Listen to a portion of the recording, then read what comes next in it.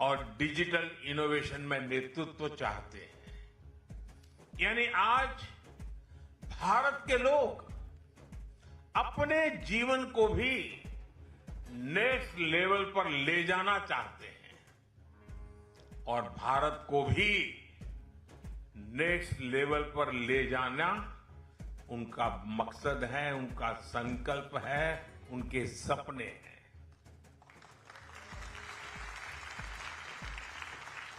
और साथियों, यही एस्पिरेशंस आज भारत की विकास यात्रा की सबसे बड़ी शक्ति है। मैं आपको भारत की स्पेस जर्नी का उदाहरण दूंगा।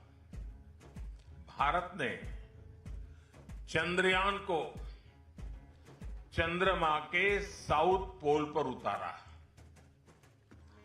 दुनिया ने इसे एक बहुत बड़ी उपलब्धि माना, लेकिन भारत इसे अपनी मंजिल मानकर रुका नहीं।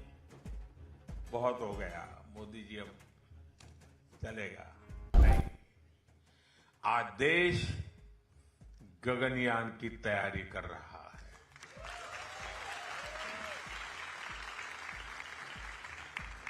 आज भारत अंतरिक्ष में अपना स्पेस स्टेशन बनाने की दिशा में आगे बढ़ रहा है।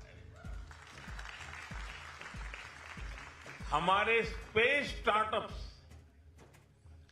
ग्लोबल स्पेस इकोनॉमी में अपनी जगह बनाने के लिए पुरजोश काम कर रहे हैं, आगे बढ़ रहे हैं। साथियों, ग्रीन एनर्जी के क्षेत्र में भी भारत की यही एस्पिरेशन दिखाई देती है। सोलर पावर में भारत की उपलब्धियों की दुनिया भर में लगातार चर्चा हो रही है, लेकिन भारत अगली छलांग की तैयारी कर रहा है। ग्रीन हाइड्रोजन में बड़े निवेश हो रहे हैं। एडवांस न्यूक्लियर एनर्जी पर तेजी से काम हो रहा है। आपने भारत के फास्ट ब्रीडर न्यूक्लियर रिएक्टर से जुड़ी प्रोग्रेस के बारे में भी जरूर सुना होगा। ये भारत के न्यूक्लियर एनर्जी लैंडस्केप में क्रांतिकारी परिवर्तन करने का ये बहुत बड़ा अचीवमेंट हमारे साइंटिस्टों ने किया है। साथियों, आज का भारत भविष्य का पूरा इकोसिस्टम बना रहा है। भारत एक साथ हर उस क्षेत्र में निवेश कर रहा है जो आने वाले दशकों की दिशा तय करेगा। अभी आपने कुछ दिन पहले ही देखा है, नीस में भारत इनोवेट्स का एक आयोजन किया। ये इवेंट भारत के डीप टेक सामर्थ्य को दुनिया तक पहुंचाने का एक और माध्यम था। इसमें भारत के 120 डीप टेक स्टार्टअप्स उपस्थित थे। भारत इनोवेट्स में करीब 1400 B2B मीटिंग हुई है। कई स्टार्टअप के लिए इन्वेस्टमेंट कमिटमेंट्स आगे बढ़ी, कॉमर्शियल ऑर्डर्स के लिए रास्ते खुले, फ्रेंच और यूरोपियन यूनिवर्सिटी तथा इंक्यूबेटर्स के साथ एंगेजमेंट बढ़ रही है, स्टूडेंट एक्सचेंजेस, ज्वाइंट रिसर्च और इनोवेशन सपोर्ट के नए रास्ते बने हैं। इसलिए भारत इनोवेट्स सिर्फ एक समिट नहीं रहा, यह इनोवेशन डिप्लोमेसी का एक नया मॉडल बना है। और आज ही पेरिस में विवा टेक इवेंट के जरिए इस यात्रा को हमने और आगे बढ़ाया। नीस में हमने आइडिया को कैपिटल से जोड़ा और पेरिस में इंडियन इनोवेशन को ग्लोबल स्केल से जोड़ा। आज दुनिया देख रही है भारत केवल भविष्य के लिए तैयार नहीं हो रहा है, भारत भविष्य को, और ये बहुत जिम्मेवारी के साथ कह रहा हूं, भारत भविष्य को आकार दे रहा है। साथियों, एक समय था जब देशों के बीच रिश्ते केवल व्यापार से तय होते थे। आज व्यापार के साथ साथ ट्रस्ट यानी भरोसा भी उतना ही महत्वपूर्ण हो गया है। हर देश रिलायबल सप्लाई चेन चाहता है, हर देश स्टेबल पार्टनरशिप चाहता है, हर देश ऐसे साथियों की तलाश में है जिन पर लंबे समय तक भरोसा किया जा सके। और ऐसे समय में भारत विश्व में एक ट्रस्टेड पार्टनर के रूप में उभर रहा है।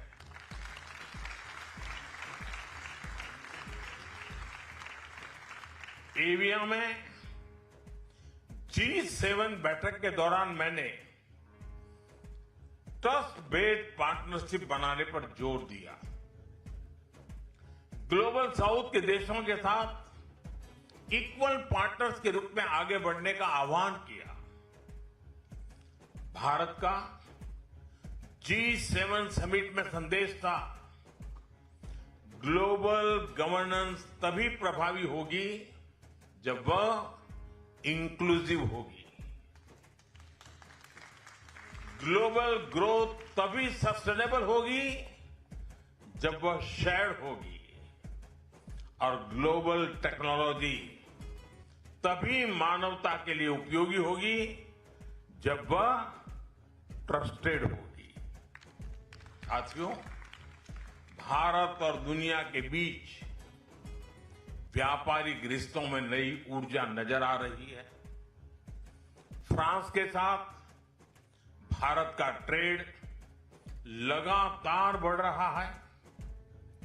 पिछले कुछ वर्षों में भारत ने दुनिया के अनेक देशों के साथ फ्री ट्रेड एग्रीमेंट्स किए हैं। यूरोपियन यूनियन हो, यूनाइटेड किंगडम हो, दुनिया के हर देश, हर रीजन के साथ भारत समझौते कर रहा है। अगले महीने से भारत और यूके के बीच ट्रेड एग्रीमेंट भी लागू हो जाएगा। यह एग्रीमेंट भारत के फार्मर्स, वर्कर्स और इनोवेटर्स को अनेक नए अवसर प्रदान करेगा। साथियों, आज दुनिया अनसर्टेनिटी और डिसरप्शन के दौर से गुजर रही है। ऐसे समय में भारत और फ्रांस की साझेदारी विश्वास, स्थिरता और सहयोग का एक मजबूत स्तंभ बन रहा है। इस वर्ष हमने भारत और फ्रांस के संबंधों को स्पेशल ग्लोबल स्ट्रेटेजिक पार्टनरशिप का दर्जा दिया था। नीस में मेरे मित्र प्रेसिडेंट मैक्रो और मैंने हमारे संबंधों को फोर्स फॉर ग्लोबल गुड बनाने पर चर्चा की। डिफेंस से लेकर स्पेस और न्यूक्लियर तक, एआई और क्रिटिकल मिनरल से लेकर हाई स्पीड रेलवे तक, हर क्षेत्र में हम मिलकर आगे बढ़ेंगे। साथियों, सोलर एनर्जी हो या एआई के क्षेत्र में सहयोग हो, भारत और फ्रांस मिलकर ऐसे समाधान विकसित कर रहे हैं जो पूरी मानवता के हित में है। पिछले वर्ष पेरिस में और इस वर्ष दिल्ली में हमने एआई समिट को को-चेयर किया। अब हम साथ मिलकर अगले वर्ष तृष्णा सैटेलाइट को लॉन्च करने जा रहे हैं। ये तृष्णा सैटेलाइट जो विश्व में फूड और वाटर सिक्योरिटी सुनिश्चित करने में योगदान देगा। और साथियों, ये सभी गवर्नमेंट टू गवर्नमेंट पहलों में आप सभी का योगदान बहुत महत्वपूर्ण है। ये आप हैं जो भारत और यूरोप के बीच सबसे मजबूत सेतु है।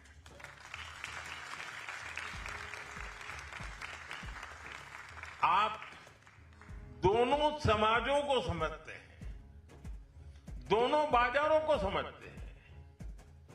आने वाले समय में टैलेंट, ट्रेड, टेक्नोलॉजी, टूरिज्म और इन्वेस्टमेंट के नए अवसरों को आगे बढ़ाने में आप सबकी भूमिका लगातार बढ़ने वाली है। साथियों, भारत और फ्रांस के रिश्तों को साझा इतिहास, साझा मूल्यों और साझा विश्वास ने आगे बढ़ाया है। विश्व युद्धों के दौरान फ्रांस की धरती पर बलिदान देने वाले भारतीय सैनिकों की स्मृतियां आज भी हमें जोड़ती हैं। मुझे पहले नव शापेल में श्रद्धांजलि देने का अवसर मिला। पिछले वर्ष प्रेसिडेंट मैक्रो के साथ मार्सेई के वॉर मेमोरियल जाने का अवसर भी मिला। ये हमारी साझी विरासत है। फ्रांस भारतीयों के योगदान को संजोता भी है और सराहता भी है। भारतीय मूल की नूर इनायत खान हो, जिन्होंने फ्रांस की रेजिस्टेंस के लिए अपना जीवन बलिदान दिया, या महाराजा रणजीत सिंह के साथ काम करने वाले जनरल जां फ्रांसवा अलार हों, ये सभी भारत और फ्रांस की साझा विरासत के प्रतीक हैं। भारत के राज्य पुडुचेरी में भी फ्रेंच विरासत की झलक दिखाई देती है। वहां का आर्किटेक्चर, वहां की कला संस्कृति और खान-पान, सभी में हमारे संबंधों की महक है। साथियों, इस समय फ्रांस समेत पूरी दुनिया में इंटरनेशनल योगा डे की तैयारियां भी चल रही है। इस अवसर पर मैं फ्रांस में योग को आगे बढ़ाने वाले श्रीमान महेश गात्राडयाल जी को भी आदरपूर्वक श्रद्धांजलि देता।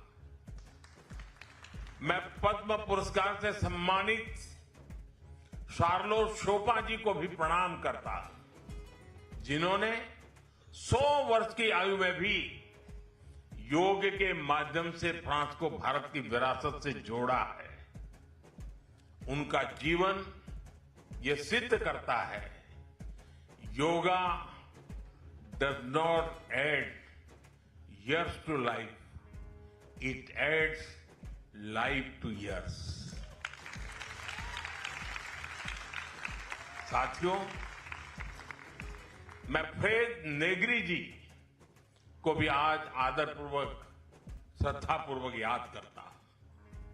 भारतीय विरासत को संरक्षित करने में उनका योगदान अतुलनीय रहा है।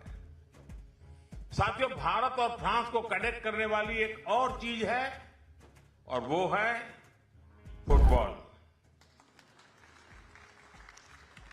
इस वक्त यहां फुटबॉल फीवर पूरे जोर पर है।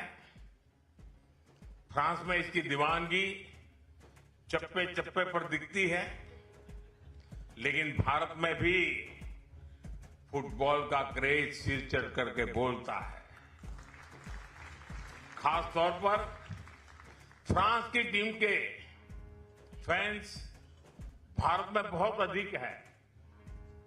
फ्रांस ने इस वर्ल्ड कप की शुरुआत एक जोरदार जीत से शुरू की है। मैं फ्रांस की टीम को बहुत बहुत शुभकामनाएं देता हूं।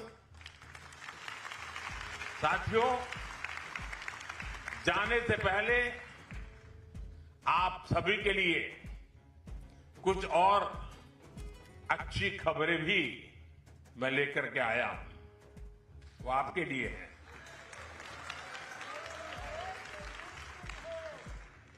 पिछले वर्ष मार्सेई में कॉन्सुलेट खोला गया।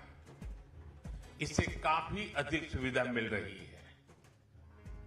कुछ हफ्ते पहले इंडियन नेशनल्स के लिए फ्रेंच एयरपोर्ट्स पर वीजा फ्री ट्रांजिट की व्यवस्था शुरू हो गई है।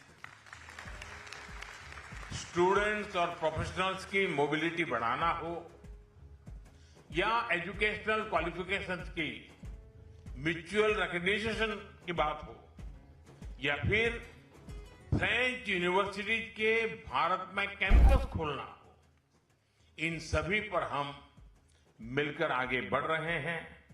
अब फ्रांस में यूपीआई के उपयोग का दायरा भी और बढ़ने जा रहा है। यानी भारत फ्रांस कनेक्ट भी इंस्टेंट और आपसी पेमेंट भी इंस्टेंट। साथियों, इन सभी पहलों से हम भारत और फ्रांस को और करीब ला रहे हैं और मैं फिर कहूंगा, इस साझेदारी की नींव, इस रिश्ते की असली ताकत आप सब है। आप सब मेरे देशवासी हैं। आज जब भारत तेजी से विकसित भारत के लक्ष्य की ओर बढ़ रहा है, तो मैं आप सभी से भारत के साथ और गहराई से जुड़ने का आग्रह करूंगा। इससे भारत की विकास यात्रा को नई शक्ति मिलेगी और आपको अपने पुरखों की धरती की सेवा करने का अवसर भी मिलेगा। इन्हीं शब्दों के साथ आप सभी के प्रेम, आपके उत्साह और इस आत्मीय स्वागत के लिए मैं एक बार फिर आप सभी का हृदय से बहुत बहुत आभार व्यक्त करता हूं। भारत माता की, भारत माता की, भारत माता की। बहुत बहुत धन्यवाद।